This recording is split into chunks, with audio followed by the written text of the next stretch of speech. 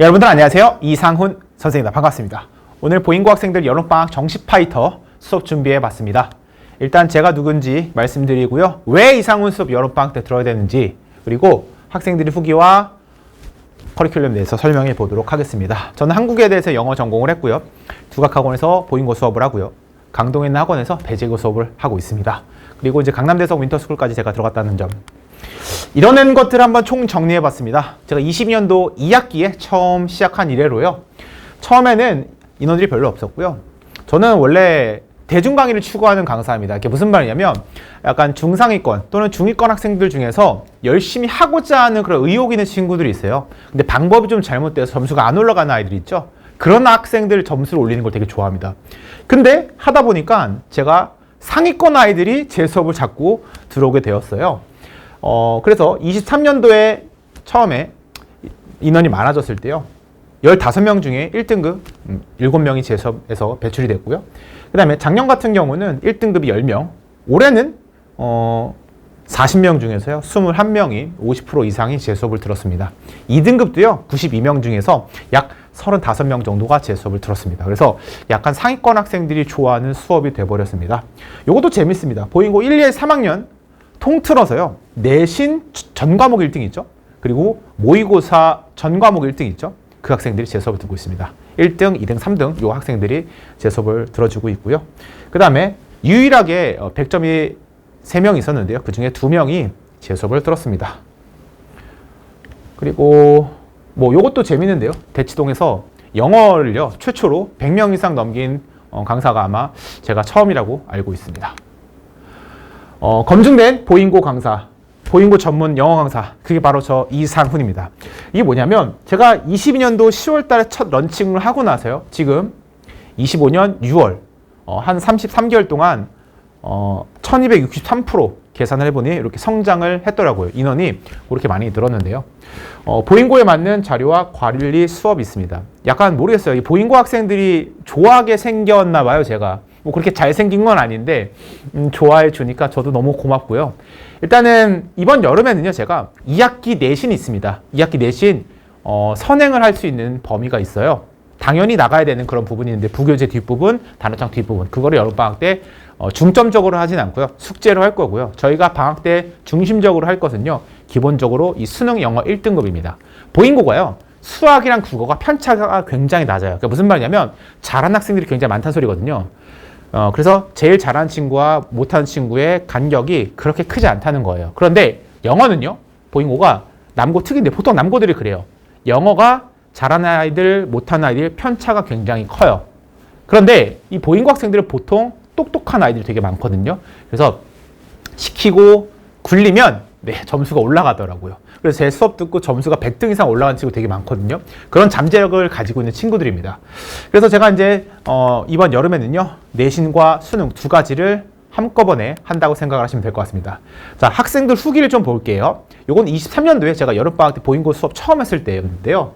다른 학원에서 온 친구들이 되게 많았어요. 한 50명, 60명 정도가 이 송파 쪽에서 수업을 듣던 친구들이었는데요. 다 하나같이 얘기했던 게 뭐냐면 선생님 수업 관리, 단어 암기 시키는 것 이런 것들 좀 빡세게 관리한다고 이야기를 많이 해주었습니다. 그래서 구두 테스트까지 제가 남겨서 시키고요. 그 다음에 뭐 꼼꼼하게 단어 숙제 관리 뭐 이런 것들이 있죠. 자, 요거는 1학기 중간고사 이번 중간고사 때 1학년 아이들 점수하고 후기인데요. 아이들 하는 말이 다 뭐냐면 다 자료에 대한 이야기를 되게 많이 하고 있습니다. 적중률 너무 좋고 직보붕은 뭐냐면 직전 이제 보잉고 기출문제, 직전 예상 문제에서 직보붕이라고 제가 하는데요. 똑같은 유형을 제가 중간고사 때 9개를 풀렸거든요. 그래서 아이들이 그런 부분을 되게 좋아해주고 있습니다. 자, 그 다음에 전설의 이제 코스트코 핫도그 사건인데요.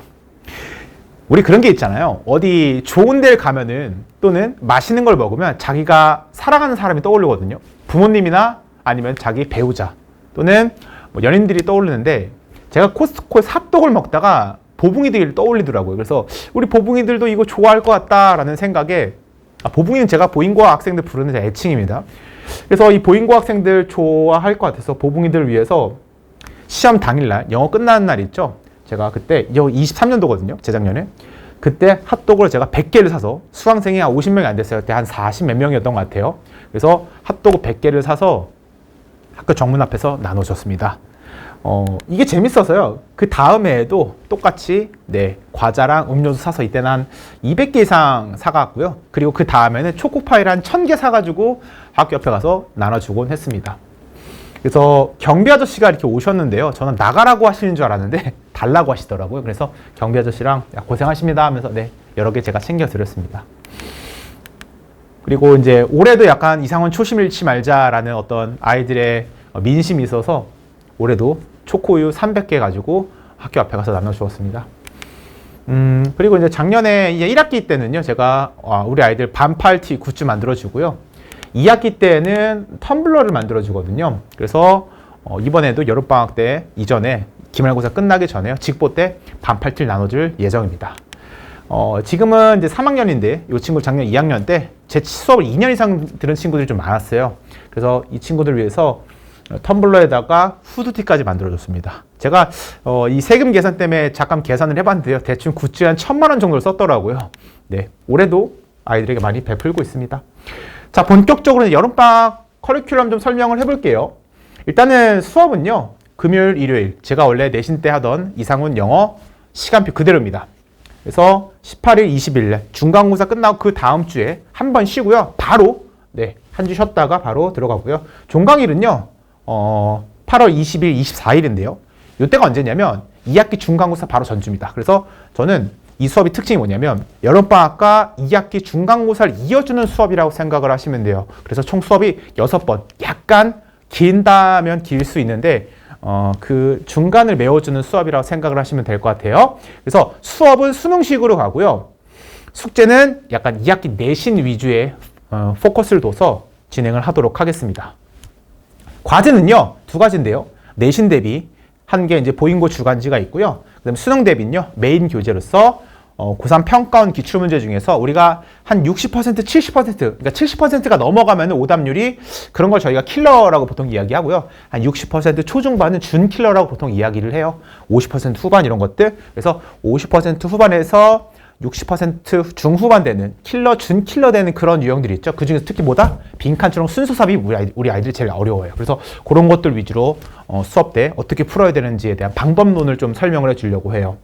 그 다음에 EBS 수능 특강이 들어가는데요. 이건 뭐냐면 보인고는요, 작년서부터 EBS 부교재 선택을 많이 하거든요. 그래서 영어도 EBS 수능 특강 영어를 원래 보통 3학년 아이들이 해야 되는 거거든요. 근데 작년에 EBS 수능 특강 영어를 처음으로 2학년에서 부교재로 선정을 했어요. 그래서 올해도 EBS 수능 특강 영어가 부교재 되었고요. 그럼 내년에도 수능 특강 EBS 영어가 부교재로 선정이 될 거예요, 아마도. 자, 그런데 왜 해야 되냐면 EBS 수능 특강이 약간 평가원이랑 방향성이 달라요. 소지가 굉장히 독특하고요. 어려운 단어가 지나친 것들도 나와요. 그래서 그런 것들은 문제 어떻게 풀어야 되는지, 그리고 그런 것들을 미리 한번 경험해보는 그런 시간이라고 생각을 하시면 될 것 같아요. 그 다음에 보인고 주간지에서는요, 우리 아이들 학교 문법 기출 있죠? 문법 기출 20개, 그 다음에 영작 기출 5개, 그 다음에 2학기 부교재 텍스트 있죠? 그런 것들, 그 다음에 EBS 단어장 있죠? 그거 한다고 생각하시면 돼요. 그래서 단어 외운 것들 EBS 1800, 210개 매 주마다 데이 7개씩 해서 총 한 3번, 두 바퀴 정도 돌릴 수 있습니다. 거기에다가 우리 메인 교재에 들어가는 지문 단어들 있죠? 요거 100개에서 한 300여 개 정도 중에 200개를 랜덤 뜻쓰기 시험을 볼 겁니다. 그 다음에 복습 테스트는 수업 시간에 배운 문법 이론이라든지 독해 이론 같은 것들 있죠? 그런 것들 할 거고요. 자, 관리는요, 일단 크게 단어 클리닉과 숙제 클리닉 두 가지 보시면 될 것 같은데요. 일단 화수목 금 일 해서 주 5일 동안 2시부터 9시까지 저와 저희 조교 선생님께서 재시험과 그 다음에 숙제 클리닉 미흡한 친구들 봐주겠습니다. 자, 그 다음에요, 이 문법 클리닉이라는 게 있는데요. 신문 클리닉이 뭐냐면 화요일하고 목요일 밤에 10시 반부터 12시까지 줌으로 진행을 합니다. 제가 이걸 왜 하게 됐냐면 보인고 학생들이 사실 문법이 조금 부족한 친구들이 있거든요. 학교에서 문법 문제를 그렇게 어렵게 안 내요. 그런데 문법 문제가 많이 나오면 6개 나오고 적게 나오면 2개, 3개 이렇게 나오거든요.